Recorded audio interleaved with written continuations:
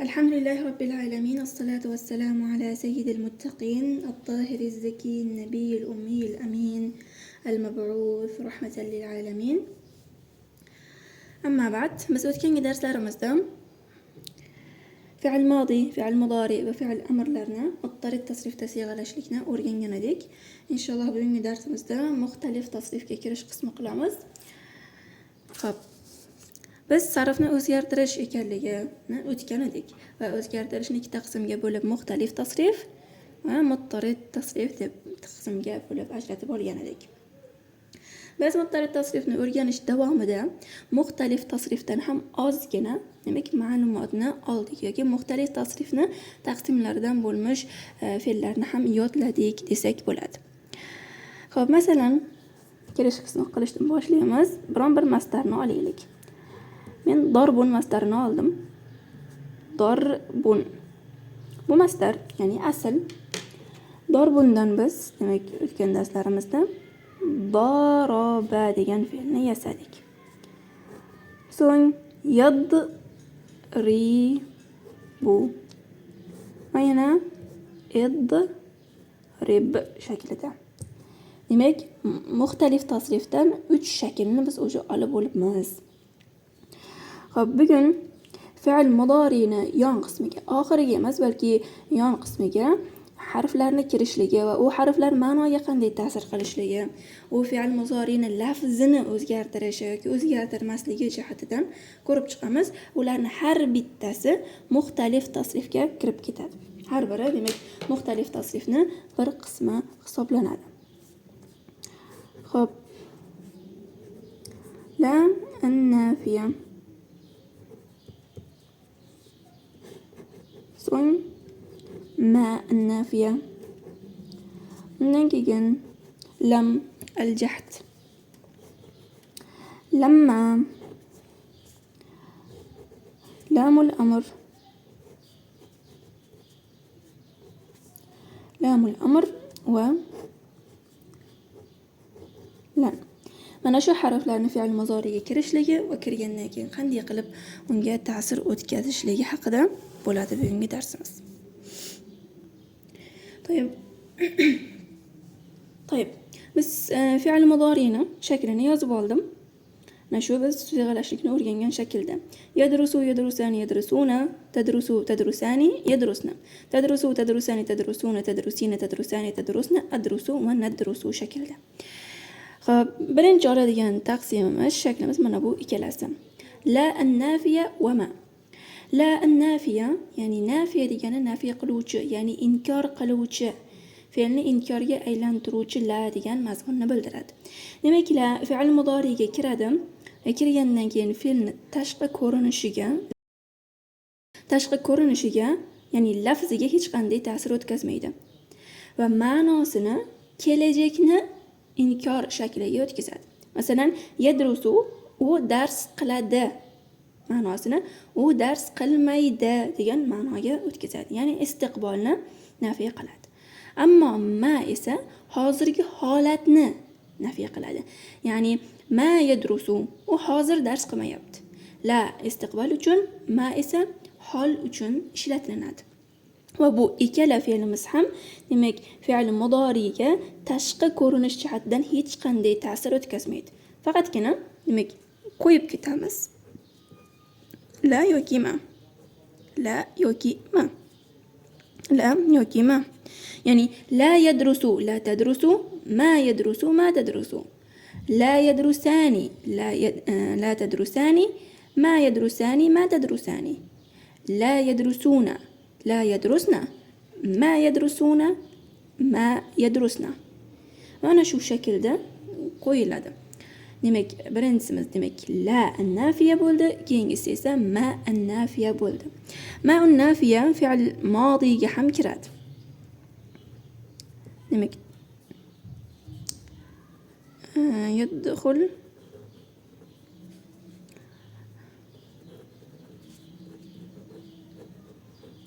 demak, modi fe'liga ham kiradi. Ma'nosini qilmadi, ma'nosiga o'zgartiradi. Ya'ni oldingi zamonda qilinmadi.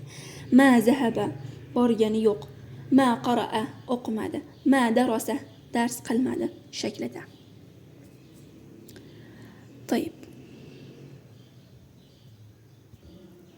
Xo'p, mana shu taqsimga bir taqsimni qo'yishni unutibmiz. La annahiya. La unnahiya. Bu yerdagi hamma demak kalimalarimiz harfdir. Ya'ni ism emas, hammasi harf. La bu yerdagi lam, lamul amr, lamma yoki lan bularning hammasi harf hisoblanadi. To'yib. Endi hozir biz sanab o'tgan harflarimizdan biri, endi keladigan harflarimizdan biri lamul amr yoki la nahiya yoki lam yoki lamma fe'l mudoriga kirgan vaqtda quyidagi o'zgarishlar bo'ladi. Buni yozma shaklda yoziladi va yodlanishligi kerak. To'y, birinchi o'zgarishimiz, agarki fe'lni oxirgi harfi alif, vav yoki ya harflaridan demak harflaridan biri bo'lmasa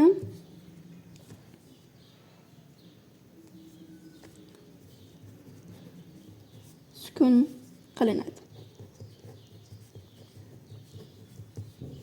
Bu oxirida nun qo'shilmasdan aytiladigan siyg'alarga tegishlik. Ya'ni mana bu yerda biz af'alu xamsa deyiladi o'zi, nuni bor siyg'alarimiz af'alu xamsa deb aytiladi. Bu yerda nuni yo'q siyg'alarimizga qaraylik. 1, 2, 3. Hop, demak mana bu ikkalasi bilan bizda demak 5 ta mana shu siyg'alarimiz bor. Nuni yo'q siyg'alarimiz demak 5 ta bo'ldi. Endi af'alu xamsalar mana bu siyg'alar 1, 2, 3, 4 va 5. Esinglarda bo'lsa biz o'xshash nimalarni aytgan vaqtimizda, siyg'alarni aytgan vaqtimizda mana bu uchalasini bittaga olamiz deb aytgan edik.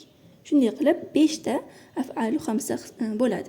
Mana bu jam muannaslik siyg'alari af'alu xamsaga kirmaydi, chunki bularning nunlari doimo sobit qoladi.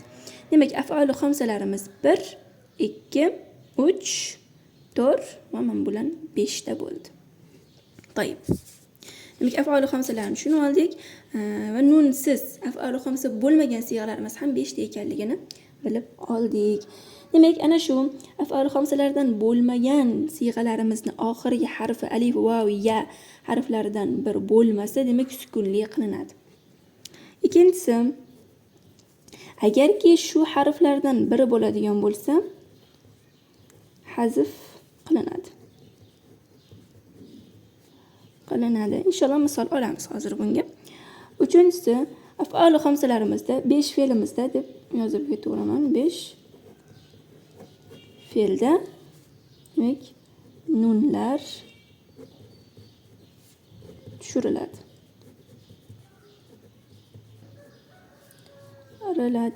Nunlar tushiriladi. Va to'rtinchisini qo'shib qo'yaylik. Jam muannaslik nunlari doimo sobit qoladi. Ya'ni jam muannaslik nunlari nima degani deyilsa, g'oyibimizni jam siyg'asida yadrusna va muxotobimizni jam siyg'asidagi tadrusnalar, bular muannaslik nunlari hisoblanadi, ikkala nun, va u doimo sobit qoladi, hech qachon olib tashlanmaydi. Qo'yib, demak mana bu narsa fe'lni jazm qiladigan narsalar deb aytsak bo'ladi. Ya'ni fe'l majzum deganimizda mana shu narsalardan biri bo'ladi. Va bu o'zi istiloh nahv faniga tegishli, ana shu fanda chuqurroq o'rganiladi. Endi bizga la va lamga navbat keldi. La ham, lam ham fe'lni jazm qiladigan, ya'ni ikkala harfimizdan biri fe'l mudoriga kirsa, mana bu o'zgarishlardan biri bo'lishligini talab qiladigan harflar hisoblanadi. Xo'p, la unnahiyaga kelaylik. La yadrus deb sukunli qildim. Chunki sin harfi alif, vav, yo emas. Demak, nuni bor siyg'amiz ham emas, shuning uchun ham sukunlik qilamiz buni. La yadrus bo'ldi. Endi la an-nahiya, nahiya degani nahiy qiluvchi, ya'ni buyruqni inkori deb aytsak bo'ladi. Hop, dars qilmasin degan mazmun chiqadi. La yadrusa. Nunni olib tashlayman tasniyasida. Chunki mana 5 harfli fe'llarimizda 5 fe'llarimizda demak nunlar tushiriladi deyildi. La yadrusa. Nun tushirildi. U ikkisi dars qilmasin. La yadrusu. Ular dars qilmasinlar. Mana shu shaklda davom etiladi. Demak, lani ma'nosini bilib oldik. Agarki oxiriga fe'lni oxiriga ta'sir qilib mana bu o'zgarishlardan birortasi bo'lgan bo'lsa, demak, ma'nosi nahiy bo'ladi. Ya'ni buyruqni teskarisi deb aytsak bo'ladi. Xo'p, o'zgarmaydigan siyg'alarni hammaga yozib qo'yayman. Demak, g'oyibni muannas jamida o'zgarishsiz qoladi. La yadrusna shaklida. Ma'nochi yo ma'nosiga ta'sir qilaveradi, faqat fe'lni shakliga ta'sir qilmaydi. La yadrusna deyilsa, demak, u ko'p ayollar dars qilmasinlar bo'ladi. Muxotobda ham la tadrusna bo'lsa, u siz ko'p ayollar dars qilmanglar degan ma'noni tushunamiz. Xo'p, siyg'alaydigan bo'lsak, la yadrus, la yadrusa, la yadrusu, la tadrus, la tadrusa, la yadrusna. La tadrus, la tadrusa, la tadrusu, la tadrusi, la tadrusa, la tadrusna. La adrus, la nadrus shaklida bo'ladi. Tayyib, endi lamga keladigan bo'lsak, lam harfu jahd ham deyiladi. Jahd degani inkor ma'nosida. Hop, inkor qiluvchi harf fe'lni ma'nosini mozini inkoriga aylantiradi. Hozir bu yerda nahiyni inkor qilib turdik. U esa mozini inkoriga aylantiradi. Ya'ni qanday deyilsa, demak, lam yadrus. Bu ham fe'lni mana bu o'zgarishlardan bitta o'zgarishga soladigan harf hisoblanadi. Lam yadrus dars qilmadi. Mozini inkoriga aylantiradi bu. Shuning uchun ham harf qalb deb aytiladi. Qalb degani o'zgartiruvchi harf. Lam yadrus, lam yadrusa, lam yadrusu. Lam tadrus, lam tadrusa, lam yadrusna. Lam tadrus, lam tadrusa, lam tadrusu. Lam tadrusi, lam tadrusa, lam tadrusna, lam adrus va lam nadrus shaklida bo'ladi. Demak, lam ham mana bu o'zgarishlardan birini talab qiluvchi harfga kiradi. Buni ham siyg'alab shu shaklda davom etkazasizlar. Xo'p. Demak, mana bu 4 ta harfimiz bizda tugadi. Lamul amrga keldik. Lamul amr lomi deganidir. Ya'ni fe'lga, fe'l mudori'ga lamul amrni qo'shadigan bo'lsak, fe'limiz mana shu o'zgarishlardan bitta o'zgarishni oladi va ma'nosi amr fe'liga aylanadi. Biz amr fe'lini olayotganda faqatgina muxotob siyg'asini shaklini olgan edik. Ammo bu lamul amr g'oyibga kiradi. Ya'ni ular mana shunday qilsin. Liyadrus. U erkak shunday qilsin degan ma'noni bildiradi.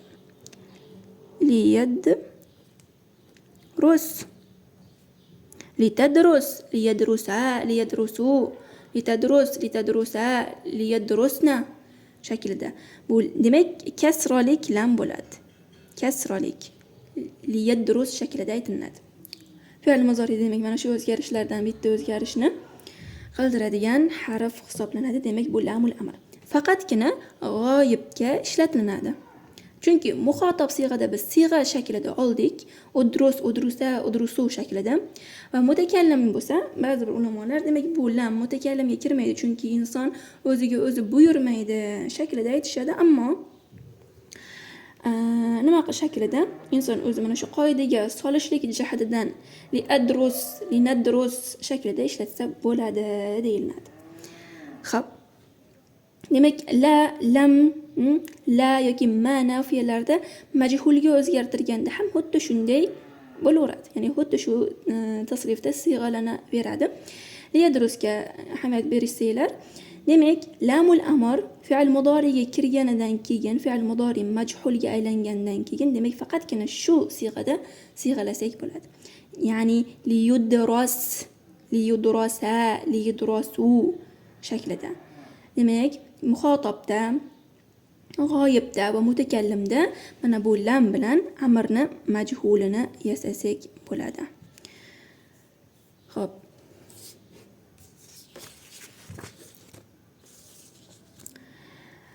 La nafiya demak istiqbolni inkor qiladi. Ma holni inkor qiladi va bu mozi fe'liga ham kirishligi mumkin, ismga ham kirishligi mumkin. Hamma yerda demak inkor ma'nosini bildiradi. La an-nahiya buyruqni inkoridir. Lam fe'l mudoriga kirib o'tgan zamonni inkor shaklini beradi. Lamul amr buyruq fe'lini yasashlikda bizga yordam beradi va buyruq fe'lida majhul siyg'alashda ishlatishimizga ko'maklashadi. Endi bizga faqatgina ikkita shakl qoldi. Bu ham bo'lsa lan va lamma. To'yib. Lamma ham lamul amr, lam va la nahiya kabi biz yuqorida sanab o'tgan 4 ta o'zgartirishni fe'lda joriy qiladigan demak nimamiz hisoblanadi, harfimiz hisoblanadi. Lammani ma'nosi esa demak lam bilan bir xil. Lam bilan bir xil. Faqatgina lammada o'zbek tilida hali degan so'zni qo'shib qo'ysak bo'ldi. Ya'ni lam yadrus dars qilmadi. Lamma yadrus esa hali dars qilmadi shaklida. Ya'ni lammani qo'shganimizdan keyin ana shu gapirganimizdan so'ng sodir bo'lishligini kutayotganligimizni bildirishlik uchun ishlatiladi. Inshaalloh tushuntira oldim. Ya'ni kimdandir siz so'rasangizki, safar qilganmisiz deb aytadigan bo'lsangiz, u lam usafir desa, yo'q, safar qilmadim deydi. Va siz tushunasiz, oldin safar qilmagan va kelajakda u safar qilish ehtimolligi u so'zdan tushunilmaydi. Lam usafir, tamom, gap tugadi. Lekin lamma usafir deydigan bo'lsa, u hali safar qilmadim degan mazmun kelib chiqadi va u kelajakda safar qilishligi mumkin yoki ertaga. Ya'ni ana shu fe'lni voqe bo'lishligi kutilayotgan bo'lsa, demak lammani ishlatamiz. Bu ma'no jihatidan demak fe'lni o'zgarishligi faqatgina ana shu la nahiya va lam da qanday o'zgarish bo'lgan bo'lsa, shu o'zgarishlar bo'ladi. Tayyib. Demak lamma yadrus, lamma yadrusa, lamma yadrusu, lamma tadrus, lamma tadrusa, lamma yadrusna. Bu nun doimo qolib qoladi. Lamma tadrus, lamma tadrusa, lamma tadrusu, lamma tadrusi, lamma tadrusa, lamma tadrusna, lamma adrus, lamma nadrus shaklida demak lammalarimiz fe'lni jazm qiladi. Ya'ni biz boya aytganimiz 4 ta shakldan bittasini fe'lda bo'lishligini talab qiladigan harf hisoblanadi. Va lammani arab tilida boshqa ma'nolari ham bor. Unga nahv fanida va nahvni ma'nolarini o'rganishlik fanida chuqurroq kirishiladi inshaalloh. Endi lan harfiga keladigan bo'lsak. Xo'p. Biz yuqorida aytgan qoidamizga murojaat qilaman, mana shuga. Xo'p, lan harfimiz fe'l mudoriga kirgan vaqtida agarki fe'lning oxirgi demak harfi alif, faqatgina alif bo'lmaydigan bo'lsa, ana shu oxirgi harfiga fatha qo'yamiz. Bu yerda sukun qilinadi deyilgan, ammo lan kirganda biz unga fatha qo'yamiz. Va 5 fe'llarda nunlar tushirib yuboriladi. Demak, mana bu qoida ulanda ishlamaydi. Ya'ni illat harfni hazf qilib yuborish unda yo'q. Ya'ni fe'lning oxirgi harfi vav bo'ladimi, ya bo'ladimi, ikkalasiga demak fatha bersak bo'ladi. Nega bersak bo'ladi? Chunki oldingi darsimizda aytdikki, axafful harakat, eng yengil harakat bizda fatha bo'lganligi uchun, demak vavga va yaga demak biz fatha bera olamiz. Va bilishimiz kerak bo'lgani, demak 5 fe'llarimizda lan kirganida nun tushib qoladi. Va uning ma'nosi ta'kid bilan va tahqiq ma'nosida kelajakni inkor qilishlik uchun ishlatilinadi. Demak unda ta'kid ma'nosi bo'ladi. Lan أدرس desam. لن أدرس men hech qachon dars qilmayman. Lan nadrusa biz hech qachon dars qilmaymiz. Hop, siyg'alaylik. Lan yadrusa, lan yadrusa, lan yadrusu. Lan tadrusa, lan tadrusa, lan yadrusna. لن تدرسا، لن تدرسا، لن تدرسوا، لن تدرسي، لن تدرسا، لن تدرسنا. لن أدرس، لن أدرس ولن ندرس shaklida ishlatiladi. O'zgarish kutilgan narsa demak nun hazf bo'lib ketadi. Va demak bu ta'kid bilan kelajakni inkori uchun bo'ladi. Demak la nafiyadan farq shunda. La nafiya kelajakni inkori uchun ta'kidsiz bo'ladi. La yadrusu u dars qilmaydi, ammo lan yadrusa u hech qachon dars qilmaydi ma'nosida ishlatilinadi. Demak, lanimizda mana shu qoidalar ishlar ekan. Xo'p.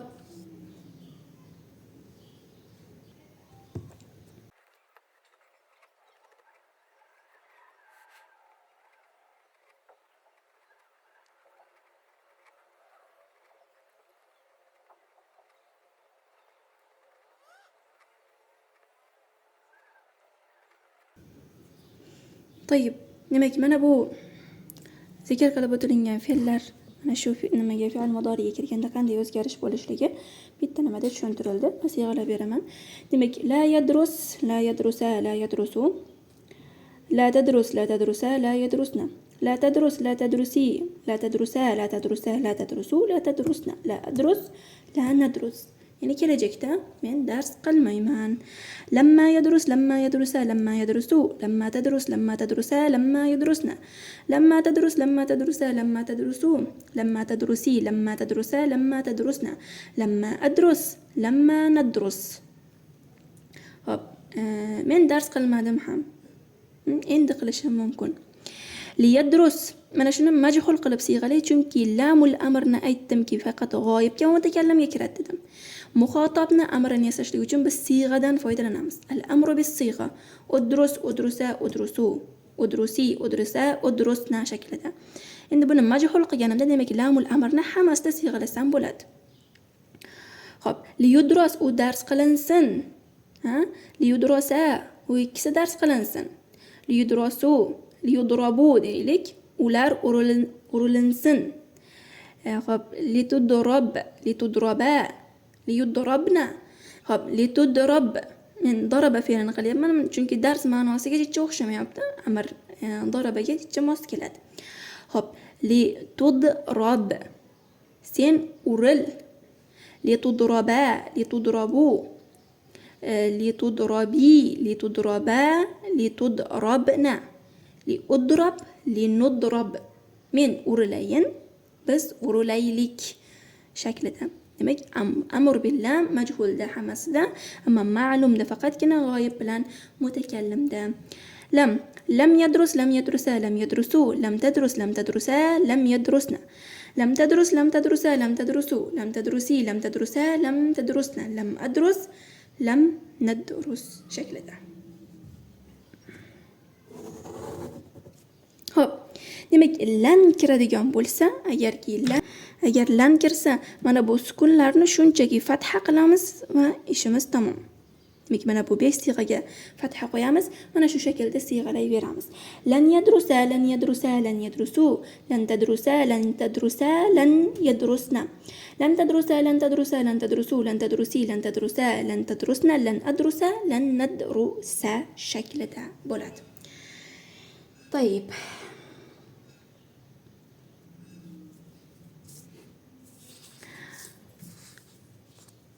Demak, sizlarga bir topshiriq.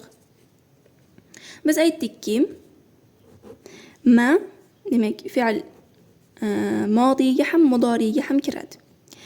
Endi fe'l modiga kirgan vaqtda, ma zahaba yoki ma darasa deylik, darasa, ma darasa.